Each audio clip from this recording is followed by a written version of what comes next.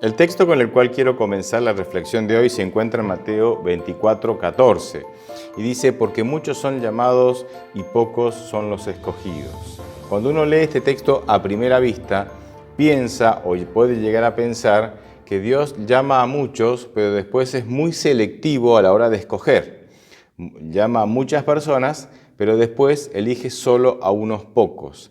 En realidad, sin querer hacer una explicación exhaustiva sobre el texto, cuando leemos este texto a la luz del mensaje global de la Biblia, nos encontramos de que Dios escoge a pocos porque son pocos los que responden al llamado. O sea, muchos son los llamados, pocos son los que responden al llamado y esos pocos terminan siendo los escogidos por el Señor.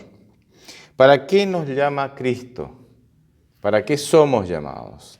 En primer lugar, obviamente para ser salvos. Dios nos llama porque quiere salvarnos, porque esa es nuestra mayor necesidad. Sin embargo, también nos llama para servirle. Él nos llama para que seamos sus siervos, para que seamos sus ayudantes, podríamos decir, sus manos en muchas ocasiones, no siempre, aquí en la tierra. ¿Por qué? ¿Por qué? Si hacemos un análisis sincero de lo que somos, incluso haciendo esto a la luz de la Biblia, sería lo ideal, ¿no? 1 Corintios 1, 26 y 27 dice que Dios ha escogido lo más inútil, que ha escogido a lo que es nada, que ha escogido a los menos capacitados. Hay una serie de textos en la Biblia que mencionan el hecho de que nosotros no tenemos algo significativo para aportarle a Dios. Sin embargo, Él ha decidido y sigue tomando esta decisión de llamarnos para que le sirvamos. ¿Por qué? La conclusión es que, por lo menos la que yo saco, es que no es que nosotros podamos ofrecerle algo que Dios necesite. Dios no necesita a nadie. Si hay alguien que es totalmente autosuficiente y que no necesita la ayuda de nadie, es Dios. Así que Dios no me necesita, no necesita ni mis recursos económicos, no necesita ni mis talentos, ni mis capacidades, ni los dones, ni mi presencia, ni mi dinero. Bueno, eso lo dije 2 veces. No me necesita. Dios es alguien. Hebreos 11:3 dice que Dios creó todo lo que vemos de lo que no se ve. O sea, Dios ni siquiera transforma la materia, Dios crea la materia. O sea, Dios no necesita al ser humano, mucho menos en su condición caída. ¿Por qué? ¿Por qué nos pide que le sirvamos, que seamos sus siervos, sus servidores? Justamente porque a nosotros nos hace bien servirle. A nosotros nos hace bien servirle. Y nos hace bien servirle porque la obra de Dios es muy amplia y es compleja. El mensaje del Evangelio es sencillo. No quiere decir eso que sea sencillo aceptarlo, o por lo menos que a muchos les resulte sencillo aceptarlo. Pero la obra de Dios es muy amplia y es compleja. Cuando Jesucristo dio la gran comisión, Mateo 28, 19 y 20, que dice: vayan por todo el mundo, hagan discípulos, bautícenlos, yo estaré con ustedes. Estoy haciendo un breve resumen de la gran comisión, de este gran llamado que Dios les hizo a hacer esta gran tarea a los discípulos. Cuando Mateo 24 dice que el Evangelio será predicado en todo el mundo y después vendrá el fin, yo creo que una de las principales razones por las cuales después de la ascensión de Cristo, los discípulos pasaron 10 días en profunda reflexión, en oración y reflexionando en las palabras y en la misión de Cristo. Yo creo que esa actitud de profunda reflexión fue motivada en gran medida, no será la única manera, pero en gran medida por la gran comisión. La tarea que el Señor les había encomendado era infinitamente superior a lo que ellos podían llegar a ser. Alcanzar el mundo. ¿Cuántos eran? Hechos de los Apóstoles dice que eran unos 120 discípulos.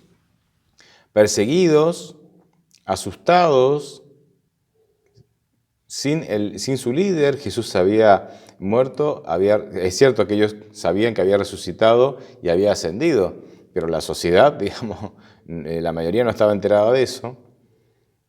La sociedad no estaba a favor de ellos, o sea, era una iglesia perseguida. ¿Cómo esta iglesia tan desfavorecida, sin recursos, podía alcanzar al mundo? Yo creo que eso motivó a que los discípulos buscaran la presencia de Dios con desesperación. Yo creo que eso motivó a los discípulos para que ellos limpiaran su vida de pecado, para que la promesa del Espíritu Santo se hiciera presente en ellos, que nada estorbara la comunión del Espíritu Santo, que nada estorbara el ser recipientes vacíos de sí mismos, de sus ambiciones, de sus sueños, porque la cruz los despojó de toda ambición. Ellos pretendían ser los primeros ministros del gobierno terrenal que pensaban que Cristo iba a fundar acá. La cruz los despojó de todos sus sueños personales. La vida de Cristo les hizo entender que sus vidas tenían que cambiar.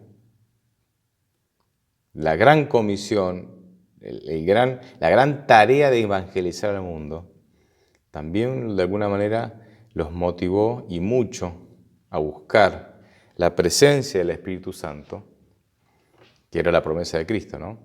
Que ellos tenían que quedarse en Jerusalén y que el Consolador, el Espíritu Santo, vendría a ellos. A nosotros nos hace bien servir a Dios. Él no nos necesita. Nos hace bien servir a Dios. Por eso, si vos estás estresado, estás angustiado, si Dios te ha pedido que hagas una tarea en tu hogar, en la iglesia, en tu trabajo, en la calle, si Dios te ha pedido que hagas una tarea y que tengas un ministerio con esa tarea, y no te gusta, y te va mal, y te desagrada, y no, lo que sea, ten en cuenta que es para tu bien. No le estás haciendo un favor a Dios. Dios te está haciendo un favor a vos. Y esto es muy importante. A veces encontramos obreros del Señor angustiados y estresados, amargados, porque están pasando por alguna situación en su servicio a Dios que no es agradable, que no les gusta y que puede ser real, puede ser imaginario, pero puede ser real también, ¿no? La situación puede ser real. Y lo primero que hacemos los seres humanos es queremos abandonar. Si hay algo que no nos gusta, si no nos va bien en algo, queremos abandonar. Y no siempre eso es la respuesta correcta, es el camino correcto. Hay que orar y decirle, Señor, ¿qué tengo que hacer? ¿Qué tengo que hacer? El profeta Jeremías no disfrutó, aparentemente, cuando uno lee sus libros, el libro de Lamentaciones y el libro de Jeremías, no disfrutó en su ministerio, no disfrutó. Y sin embargo, era la voluntad de Dios. Y obviamente le hacía bien a Jeremías.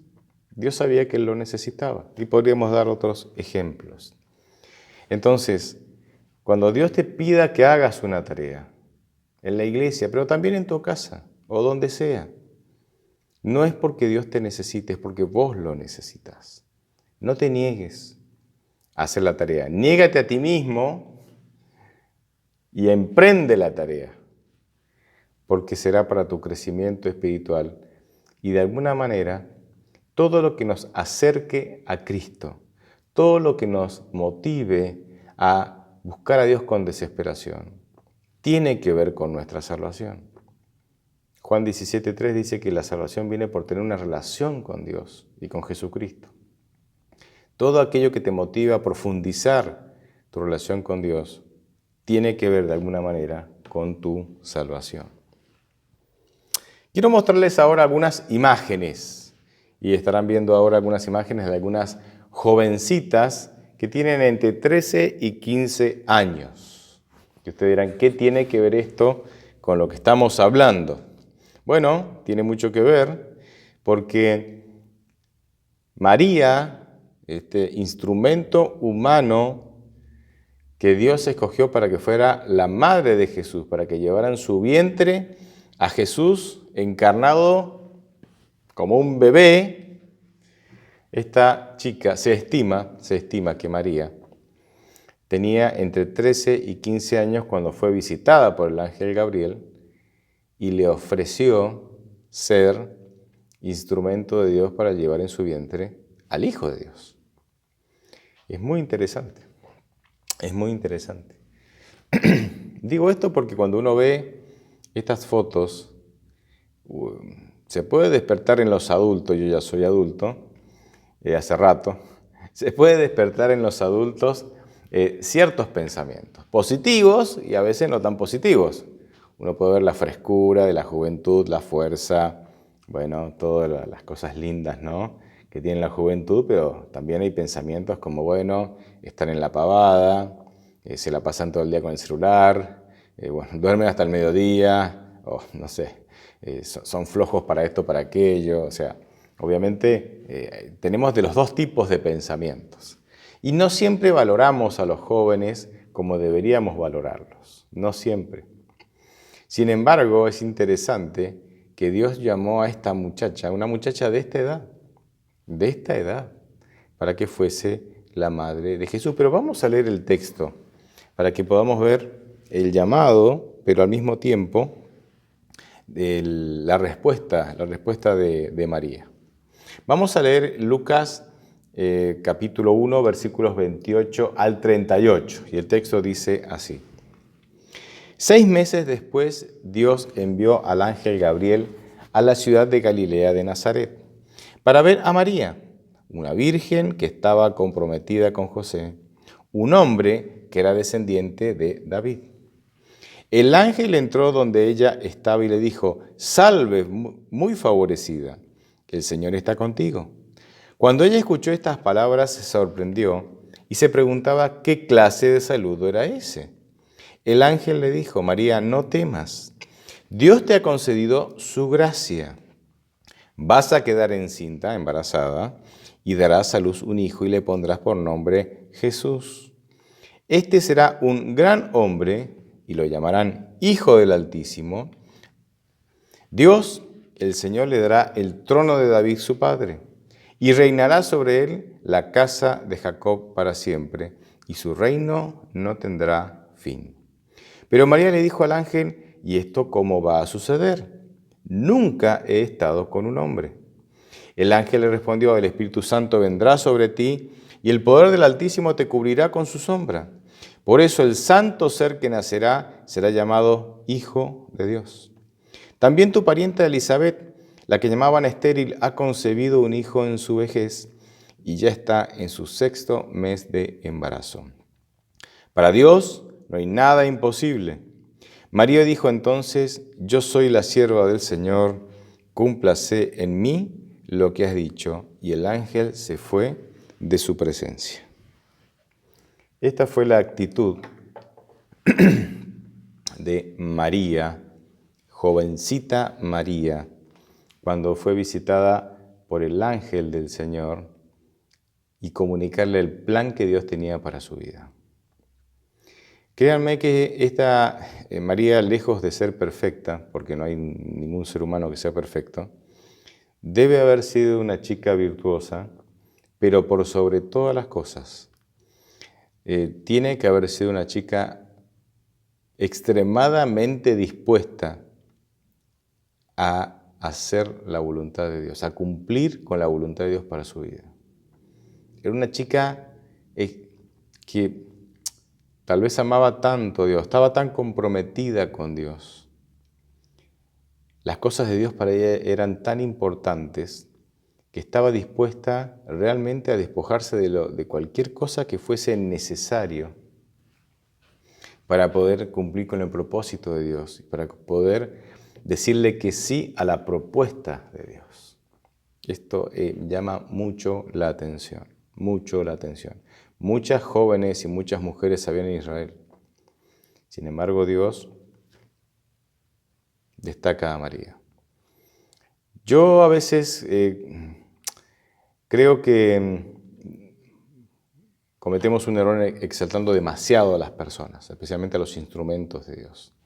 Fíjense que el texto bíblico revela que el ángel le dice a María que la gracia de Dios está sobre ella. Con esto creo que Dios le quiso decir, tengo en mente 2 Corintios 12, ¿no? Cuando Pablo en su debilidad pedía a Dios que le quitara este aguijón en la carne, ¿no? Que creemos que era una enfermedad, y Dios le dijo, bástate mi gracia, porque mi poder se perfecciona en los débiles. Pablo no tenía la capacidad de avanzar sin la gracia de Dios. María tampoco podría haber sido instrumento de Dios sin la gracia de Dios. Por eso el ángel le dice, la gracia del Señor está contigo. Fue la gracia de Dios la que la capacitó. El gran mérito de María es su disponibilidad. Su disponibilidad a hacer lo que Dios quería, a ejecutar los planes que Dios tenía para ella. Y era una mujer de fe. Era una mujer de fe porque fíjense que no se le da mayores explicaciones. Y ella solamente pregunta en el versículo 35, ¿y cómo va a ser esto si yo nunca he estado con un hombre? Y el ángel le dice, bueno, mira, tu prima que ya no está en edad, Elizabeth, esposa de Zacarías, que ya no está en edad de concebir, ha concebido, ya lleva su 6º mes de embarazo. Y esa fue con esa única evidencia, ella dijo, hágase conforme a la voluntad de Dios, he aquí la sierva del Señor. Ella era una mujer de fe. ¿La fe requiere evidencia? Sí. Pero las personas que tienen fe no requieren toda la evidencia, solo requieren un poco de evidencia, y la fe ya con eso se nutre de esa evidencia para avanzar. Sin fe jamás podremos aceptar el llamado de Dios, porque el propósito de Dios para nuestra vida es humanamente imposible de alcanzar.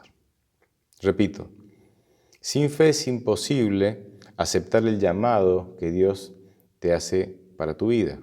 Sin fe es imposible cumplir con el propósito que Dios tiene para tu vida, porque los planes que Dios tiene para vos son humanamente imposibles de realizar. Y como son humanamente imposibles, o tenés fe en que Dios lo va a resolver con sus recursos, porque vos no tenés esos recursos, o sencillamente rechazás el llamado, como muchos lo han hecho y lo hacen lamentablemente. María decidió creer, tener fe en la gracia de Dios que estaba siendo depositada sobre ella, y es por eso que contesta, yo soy la sierva del Señor, cúmplase en mí lo que has dicho, cúmplase en mí el propósito que Dios tiene para mí y que me lo acabas de comunicar. Quiero meterme en el corazón del tema. Acá viene para mí el corazón del tema. Acá viene la parte más suculenta, más nutritiva. Por lo menos para mí ha sido así. ¿Qué estuvo dispuesto a renunciar María para que se cumpliese el propósito de Dios para su vida? En otras palabras, ¿qué estuvo dispuesto a renunciar María para poder ser la sierva de Dios y de esa manera ser la madre de este Dios encarnado, de este Emmanuel, de Jesús? ¿Qué estuvo dispuesto a renunciar?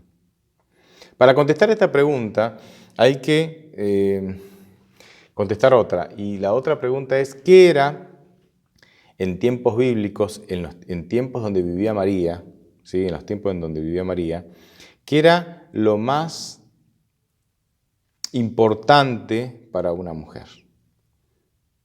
¿Qué era lo más importante?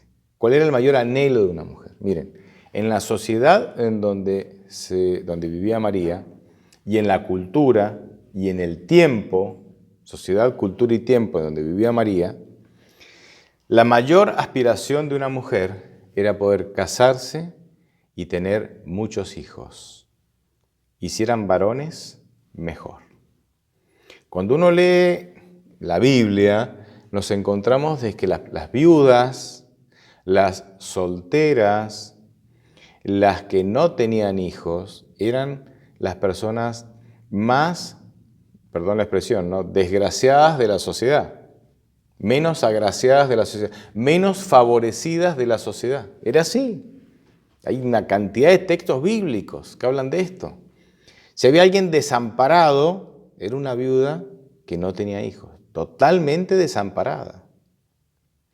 Porque tal vez ya la edad no le daba para trabajar y ganarse sustento y no tenía nadie en el círculo familiar que podía acobijarla, darle refugio y sustentarla, además de, por supuesto, las necesidades afectivas, obvias que todos necesitamos.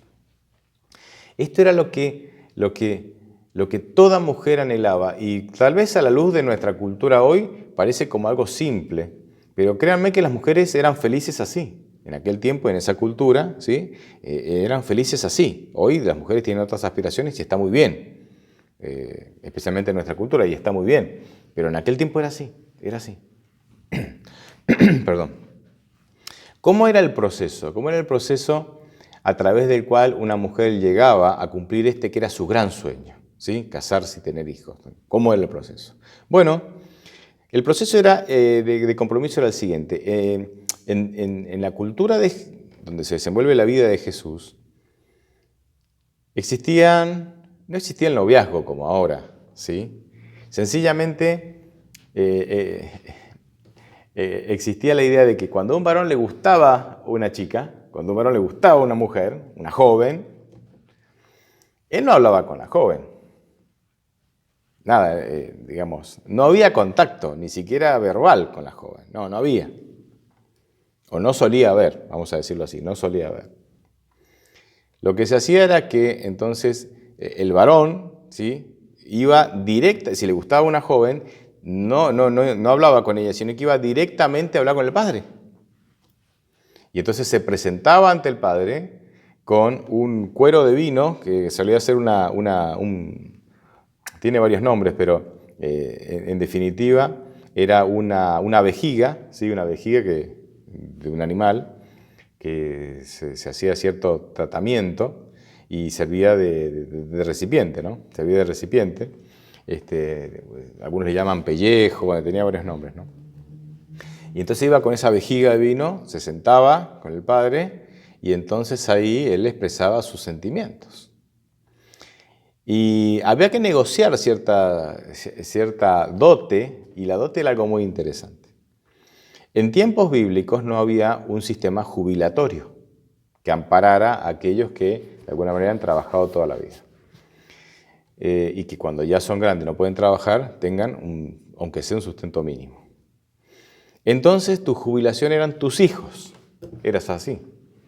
Entonces cuando vos ya eras demasiado anciano y ya no podías sustentarte, tus hijos te sustentaban, te daban alojamiento, te cuidaban tu salud, te alimentaban, tu jubilación eran tus hijos. Mientras más grande era la cantidad de hijos, más grande era la jubilación. Era proporcional. Pero, ¿qué pasa si vos tenías hijas mujeres? Las hijas mujeres, cuando se casaban, se iban a vivir al clan familiar del esposo. Entonces el padre quedaba con un hijo menos y su jubilación se achicaba, porque esa hija ya no lo iba a cuidar ni sustentar cuando él fuera anciano, porque ella se iba a vivir al clan del esposo, clan familiar del esposo. Para compensar esa pérdida se pagaba una dote. Entonces el varón le pagaba una dote al padre de la novia para que el padre de la novia compensara el hecho de que su hija se iba y ya cuando él fuera anciano ella no lo iba a cuidar. La dote podía variar, pero rondaba en torno a los 200 denarios. Se ha hablado mucho, sabemos que un denario en tiempos bíblicos era el valor de un día de trabajo. Bueno, algunos han hecho algunos cálculos, algunos calculan que puede haber representado unos $15.000, algunos dicen más, menos, bueno, no es tan, digamos, no hay un solo criterio. Por supuesto, que José era pobre, y sabemos que era pobre, una de las razones por las que sabemos que era pobre es porque cuando va a presentar una ofrenda después del nacimiento de Cristo, él ofrece la ofrenda de los pobres, dos tórtolas, dos palominos, ¿no? Que era la ofrenda más humilde, la más barata de comprar, la más barata de comprar. Ofrecer un cordero era mucho más oneroso, así que sabemos que ellos, entre otras cosas, por eso y algunas otras cosas, eran pobres. Y como José era pobre, debe haber ofrecido lo menos posible, ¿sí? Como dote para poder desposarse para poder casarse con María. Bien, una vez que llegaban al acuerdo económico, lo que se hacía era llamar a la chica, ahí se la llamaba. Y entonces el padre llamaba a la chica y cuando la chica entraba le decía, bueno, María o Miriam, porque la traducción podría ser María o Miriam, pero bueno, popularmente se ha traducido como María. Este hombre, fulano de tal, pretende ser tu esposo. Ella entonces decidía en ese momento. O sea, no es que las mujeres estaban obligadas a casarse no eran casamientos arreglados en general. La mujer decidía. Es cierto que normalmente la mujer aceptaba, pero la mujer podía decir que no. Si la mujer decía que sí, como normalmente pasaba, entonces ellos pasaban a desposarse. No existía el noviazgo como ahora, ¿no? Lejos de existir como ahora. Ellos como desposados estaban, tal vez podríamos decir, como lo más parecido actualmente es como comprometidos, pero eran mucho más que comprometidos. Estar desposados significaba que ya eran marido y mujer, solo que no convivían ni tenían relaciones sexuales. Pero ya eran considerados marido y mujer y tenían que vivir a esa altura. Y este estado el tiempo durante el cual duraba estar desposados era un año. Ellos estaban desposados durante un año. En ese año ellos sí, de alguna manera se relacionaban para conocerse. Y ellos podían disolver el compromiso, porque todavía no estaban casados, aunque mientras estaban en esa condición se los consideraba que tenían las mismas obligaciones legales que los casados, ¿sí? Solo que no convivían, y ese año era para conocerse. Cuando María fue visitada por el ángel, estaban en esta situación. Ella estaba desposada con José, pero no estaba todavía casada, no era la esposa, ¿no? Estaba durante este año en donde se estaban conociendo, pero legalmente las obligaciones eran como si estuvieran casados. En esa situación estaba María. Pasaba el año,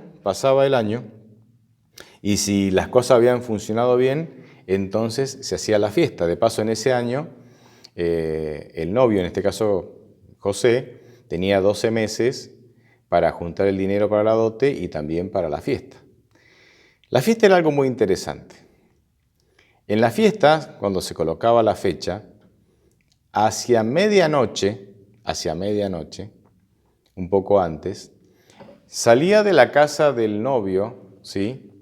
Que era donde se hacía la fiesta y era donde iba a vivir la novia, donde iban a vivir ellos dos como esposos, una procesión en donde iban dos amigos del novio, podía ser uno o dos amigos del novio, el novio, seguida por alrededor de 10 doncellas o vírgenes que iban con sus lámparas. A ver, ya me imagino lo que están pensando algunos de ustedes. La parábola de las 10 vírgenes o 10 doncellas es justamente una parábola basada en un hecho real, ¿sí? Pero a través de ese hecho real, que era la procesión a través de la cual el novio iba a buscar a la novia, Dios nos enseña una verdad muy importante sobre la segunda venida de Cristo. Bien, cierro el paréntesis.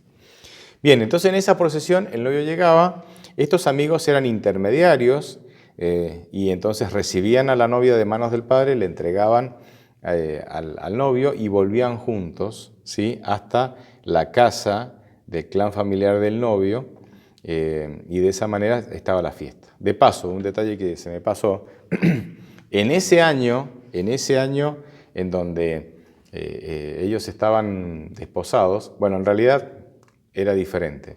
Una vez que se casaban, ellos tenían un año en donde no trabajaban, se les construía una casa, sencilla, pero se les construía una casa, y él no iba a la guerra, ¿sí? Así que tenían un año de luna de miel. Así que tal vez tengamos que reevaluar, volver a esas costumbres, sería interesante. Pero bueno, no me quiero adelantar. El asunto es que cuando llegaban a la casa del novio después de la procesión, había una corta ceremonia. Pero yo quiero que ustedes imaginen lo siguiente. En tiempos en donde no había electricidad, no había internet, no había celulares, ¿me entienden, no? En donde la gente normalmente se iba a dormir cuando el sol se ponía, cuando el día se oscurecía, y se levantaba cuando el sol, digamos, aparecía, que durante la noche hubiera una procesión de doncellas con luces y el novio yendo a buscar a la novia ida y vuelta. Era toda una novedad. Y las mujeres, la novia, disfrutaba de esto. Era parte del sueño de su vida. ¿Me entienden? ¿No? Era glorioso. Hoy sería considerado algo insignificante, pero en ese tiempo era algo glorioso. Bien, cuando llegaban a la casa había una corta ceremonia. Luego los novios iban a la habitación nupcial, ¿sí?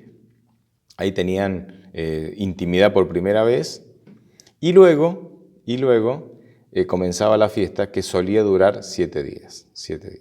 De ahí también te podrás acordar de las bodas de Caná, que se acabó el vino y Jesús hizo el milagro. Bien, ¿por qué les cuento todo esto? Todo esto que era lo máximo que podía llegar a aspirar una mujer, María se lo perdió.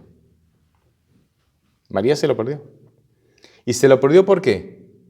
Por cumplir con el propósito de Dios de ser una mamá virgen del Hijo de Dios. Cuando María se entera porque el ángel le dijo que estaba embarazada, ella ya sabía, al aceptar ese propósito, al aceptar el llamado de Dios, ella ya sabía que estando embarazada, siendo soltera todavía, desposada, pero soltera, no casada, no iba a haber fiesta, no iba a haber procesión, no iba a haber casamiento, ¿me entienden? ¿No? No iba a haber luna de miel, tal como se los describí recién. No iba a haber nada, ella se iba a perder todo eso, que era lo máximo que una mujer, a lo que una mujer aspiraba, porque era el inicio de la vida que toda mujer aspiraba, esposa y madre. ¿Qué estarías dispuesto a dejar vos? O sea, o lo digo de otra manera, ¿estarías dispuesto a dejar tus máximos anhelos para cumplir con la voluntad de Dios? Pero esto es mucho más profundo que abandonar un sueño. El llamado de Dios representa una prueba. ¿Por qué, me dirán ustedes? Imaginen a María después que recibe la noticia del ángel de que va a quedar embarazada y María acepta el propósito. Ahora María tiene que enfrentarse a José. José, sí, estoy embarazada. Y José, imaginen, ¿de quién? Del Espíritu Santo. ¿Qué pensaríamos nosotros? Seamos honestos. Si alguien se aparece, una joven aparece aquí y dice, estoy embarazada del Espíritu Santo. ¿Qué pensaríamos, hermanos? Sí, ya conozco ese Espíritu Santo. Sí, vive acá a la vuelta. ¿Sí? ¿O no? Seamos honestos. Y de enfrentarse a sus padres. Papá, mamá, estoy embarazada. ¿De quién es este José? No es José. ¿Quién es entonces? El Espíritu Santo. Y déjenme decirle que eso era difícil, pero no era lo más difícil. ¿Cuál era lo más difícil? O sea, ¿a qué entidad ella tenía que avisar que estaba embarazada y era la más difícil de la época? A los religiosos, a los líderes religiosos. ¿Qué hacían los líderes religiosos en épocas de Jesús, cuando una mujer quedaba embarazada sin estar casada. Se deducía que era pecado de fornicación y a los que fornicaban, a los que cometían este pecado, ¿sí?, se los apedreaba hasta morir. Así que me imagino María enfrentando a los rabinos diciendo, estoy embarazada. Aceptar el llamado de Dios representó la posibilidad de perder la vida para María. No perdió la vida porque José, que recibió un sueño de Dios y le dijo, le confirmó la versión de María, José se hizo cargo. José se hizo cargo. Por eso María no fue muerta apedreada, como la ley de Moisés lo estipulaba. Pero en definitiva, el llamado de María puso a prueba a José. O sea, fue una prueba para José. Fue una prueba para la familia de María. Fue una prueba para la iglesia. Y el llamado de María puso en riesgo la vida misma de María. Porque cuando Dios se manifiesta en tu vida, eso pasa a ser una prueba para todos. O sea, para vos y para todos los que te rodean. Cuando Dios te va a hacer un llamado, no solamente te va a probar a vos, sino que la prueba será también para todos los que te rodean, familiares, la iglesia, incluso la sociedad. Porque el llamado que Dios te hace suele ser diferente a lo que las personas esperan de vos. Repito, el llamado que Dios te hace a vos suele ser diferente a lo que las personas esperan de vos. Y eso genera entonces una controversia. Eso genera un choque. Eso genera una prueba. ¿Qué estamos dispuestos nosotros a abandonar para seguir los planes de Dios? ¿Estás dispuesto a arriesgar tu vida para seguir los planes de Dios? Pues este fue el ejemplo de María. Este fue el ejemplo de María. Y no crean que María renegó de esto. Muchos de nosotros a veces renegamos de los planes de Dios para nuestra vida. María no renegó de esto.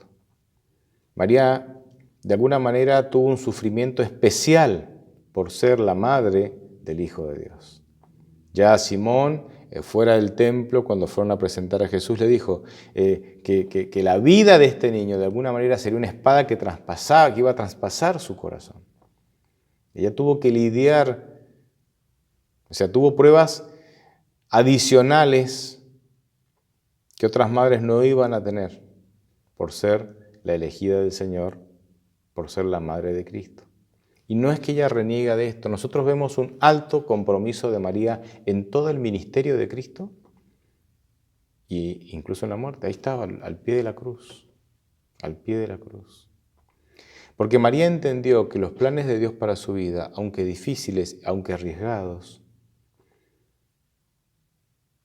aunque para que se cumplan tenía que despojarse de todo, así y todo, los planes de Dios para su vida siempre fueron una bendición. María consideraba que ser sierva de Dios fue una bendición, a pesar de todo lo que le tocó pasar y de lo que le tocó ver. Ella consideraba que los planes de Dios para su vida era una bendición. Y déjenme ir terminando, y ahora les voy a decir el título de la reflexión. Habrán notado que no se los dije al principio.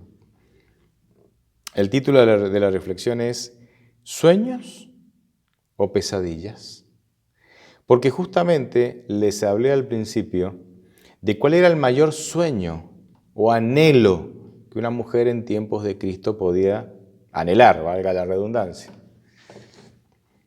Y cómo María estuvo dispuesta a negar sus sueños, a dejar de lado sus anhelos para poder cumplir con el propósito de Dios.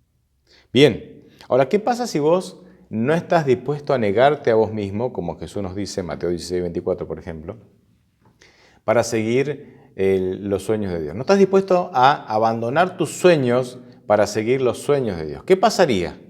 ¿Qué pasaría? Bueno, si seguís tus sueños, dejando de lado los sueños y los planes de Dios para tu vida, si seguís tus sueños se van a convertir en pesadillas. Déjenme leerles Jeremías 9, del 13 al 16. Y vean cómo la Biblia con toda claridad nos lleva a entender esta reflexión, a entender que hacia ahí vamos cuando nos empeñamos en cumplir o en realizar nuestros sueños y dejar de lado los sueños o los planes de Dios para nuestra vida. El texto dice así: Dijo Jehová, dejaron mi ley, la cual di delante de ellos, y no obedecieron a mi voz, ni caminaron conforme a ella. Antes bien, se fueron tras la imaginación de su corazón, y en pos de los Baales, según les enseñaron sus padres. Por tanto, así dice Jehová de los ejércitos, Dios de Israel: a este pueblo yo les daré a comer ajenjo, y les daré a beber aguas envenenadas. Los esparciré entre las naciones, que ni ellos ni sus padres conocieron, y enviaré la espada en pos de ellos hasta que los acabe. Dice que su pueblo, Dios dice que su pueblo no quiso seguir los planes que Dios tenía para él, no quiso seguir el camino que Dios había trazado para él, y ellos quisieron seguir sus propios caminos. Y Dios los llama, interesante cómo los llama. Dice, fueron en pos o fueron tras la imaginación de su corazón. ¿Qué es la imaginación de tu corazón? ¿Qué es ir tras la imaginación de tu corazón? Son tus sueños, son tus anhelos. Es lo que vos imaginás que quisieras dedicarte a donde quisieras llegar. Son tus sueños. Así que Israel dejó los caminos de Dios, dejó los planes de Dios, dejó los propósitos de Dios que tenía para él y se fue tras la imaginación de su corazón, se fue tras sus sueños, se fue tras sus planes. Y entonces el versículo termina, la sentencia del versículo es, bueno, cosecharán las consecuencias de abandonar mis sueños. No porque yo los castigue, dice Dios, sino porque todo tiene consecuencias. Si me siguen a mí, ya sé que puede haber cosas que no sean fáciles, pero yo estoy ahí para fortalecerlos.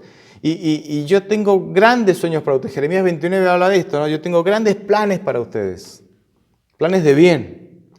Pero si vos seguís tus sueños, entonces habrá desafíos, porque, miren, esto es muy sencillo.